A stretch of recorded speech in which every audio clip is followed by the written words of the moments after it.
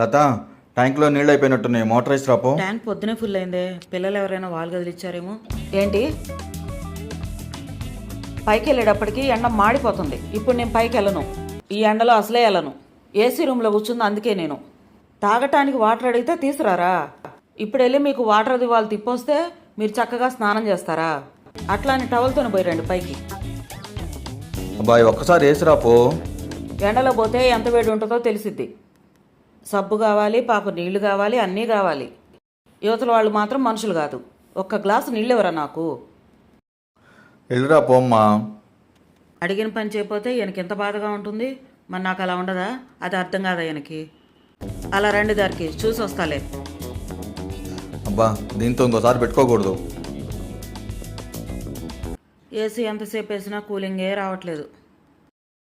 లత, shirt iron చేయవా తొందరగా, బయటికి వెళ్ళాలి. ఏంటి ఐరన్ చేయాలా? నాకేం పని? నేను చేయను. అవన్నీ నేను చేయనని చెప్పాను, నిన్నటితోనే అయిపోయింది. వాటర్ తీసుకురమ్మంటే తీసుకురారా? నిన్న చేసింది కాదు, వైట్ చెక్స్ ఉంది, ఆ షర్ట్ చేయి. నేను ఎందుకు ఇవ్వాలి? నేను చేయను. చేసుకుంటే ఒకరోజు షర్టు చేసుకుంటే ఎంత చెమట పోస్తో తుడుచుకుంటామో అప్పుడు తెలిసిద్ది. షర్ట్ ఐరన్ చేయాలంట. ఐరన్ చేయవే ఒక్కసారి. అలిగావులే కానీ. అబ్బా దేవుడా. లేకపోతే ఆ షర్టు ఉన్నదో ఏదో ఒకటి వేసుకున్నా కానీ వెళ్ళి టిఫిన్ పెట్టిపో.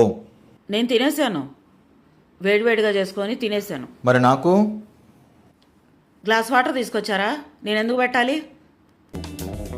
షమ్మో, మరి నా క్యారేజీ? 12:30 కల్లా వేడిగా వండుకొని నేను తింటాను కదా, మీరు కంగారు మరి పడకండి. నేనేం తినాలి? గ్లాస్ వాటర్ వేయలేకపోయారు, నేను ఎందుకు వండాలి అన్నం? మళ్ళీ మొదలుపెట్టింది. ఆ గ్లాస్ వాటర్ ఏదో ఇస్తే నాకు ఈ తలనొప్పి ఉండేది కాదుగా. ఇప్పుడు ప్రతి పనికి పేచీ పెట్టుకొని నచ్చపెడుతుంది. ఏం చెప్పి దీని కోపం తగ్గించాలి? లత, ఈసారి నువ్వు ఏ పని చెప్పినా చేస్తాను కానీ వెళ్ళి టిఫిన్ చేసి పెట్టుకో. వెళ్ళి.